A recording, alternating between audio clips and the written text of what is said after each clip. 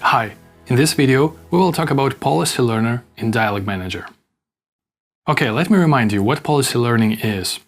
We have a dialog that progresses with time, and after every turn, after every observation from the user, we somehow update our state of the dialog, and state tracker is responsible for that. And then, after we have a certain state, we actually have to make some action. And we need to figure out the policy that tells us if you have a certain state, then this is an action that you must do. And this is something that we then tell to the user. So let's look at what dialog policy actually is. It is actually a mapping from dialog state to agent act. Imagine that we have a conversation with the user, we collect some information from him or her, and we have that internal state that tells us what the user essentially wants. And we need to take some action to continue the dialogue. And we need that mapping from dialog state to agent act. And this is what dialog policy essentially is. Let's look at some policy execution examples. A system might inform the user that the location is 780 Market Street. The user will hear it as the following: the nearest one is at 780 Market Street. Another example is that the system might request location of the user, and the user will see it as what is the delivery address. And we have to train a model to give us an act from a dialog state, or we can do that by handcrafted rules, which is my favorite. Okay, so let's look at the simple approach. Handcrafted rules. You have NLU and state tracker. And you can come up with handcrafted rules for policy. Because if you have a state tracker, you have a state, and if you remember the dialog state tracking challenge dataset, it actually contains a part of the state which is requested slots. And we can use that information to understand what to do next. Whether we need to tell the user a value of a particular slot, or we should search the database or something else. So it should be pretty easy to come up with handcrafted rules for policy. But it turns out that you can make it better if you do it with machine learning. And there are two ways to do that, to optimize dialog policies with machine learning. The first one is supervised learning. And in this setting, you train to imitate the observed actions of an expert. So you have some human-human interactions, one of them is an expert, and you just use that observations and try to imitate the action of an expert. It often requires a large amount of expert labeled data, and as you know, it is pretty expensive to collect that data because you cannot use crowdsourcing platforms like Amazon Mechanical Turk. But even with a large amount of training data, parts of the dialog state space may not be well covered in the training data, and our system will be blind there. So, there is a different approach to this, called reinforcement learning.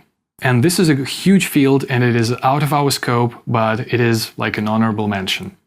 Given only a reward signal, the agent can optimize the dialog policy through interaction with users. Reinforcement learning can require many samples from an environment, making learning from scratch with real users impractical. We will just waste the time of our experts. That's why there we need simulated users based on the supervised data for reinforcement learning. And this is a huge field and it gains popularity in dialog policies optimization. Let's look at how supervised approach might work. Here is an example of another model that does joint NLU and dialog management policy optimization. And as you can see what it does. We actually have 4 utterances that are all utterances that we got from the user so far. We pass each of them through NLU, which gives us intents and slot tagging. And we can also take the hidden vector, the hidden representation of that phrase from the NLU, and we can use it for a consecutive LSTM that will actually come up with an idea what system action we can actually execute. So we've got several utterances, NLU results, and then the LSTM reads those utterances in latent space from NLU, and it actually decides what to do next. So this is pretty cool because Here, we don't need dialog state tracking. We don't have state. State here is replaced with the state of the LSTM. So that is some latent variables, like 300 of them, let's say. So our state becomes not handcrafted, but it becomes a real valued vector. So this is pretty cool. And then we can actually learn a classifier on top of that LSTM, and it will output us the probability of the next system action. Let's see how it actually works. If we look at the results, there are three models that we compare here. The first one is baseline. That is a classical approach to this problem. We have a conditional random field for slot tagging, and we have SVM for action classification. As you can see, the frame level accuracies, that means that we need to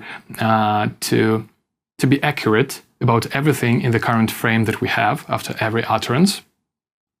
And you can see that the accuracy for Dialog Manager is pretty bad here, but for NLU it's okay.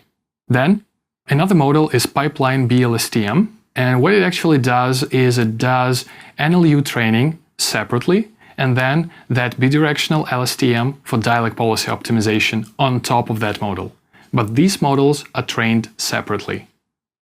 And you can see that the third option is when these two models, NLU and bidirectional LSTM, which was in blue in the previous slides, we can actually train them end-to-end jointly, and we can increase the Dialog Manager accuracy by a huge margin, and we actually improve NLU as well. So we have seen that effect of joint training before, and it still continues to happen.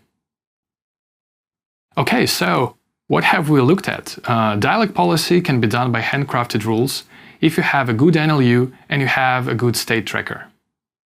Or it can be done in a supervised way when you can learn it from data and you can learn it jointly with NLU, and this way you will not need state tracker, for example. Or you can do a reinforcement learning way, but that is a story for a different course.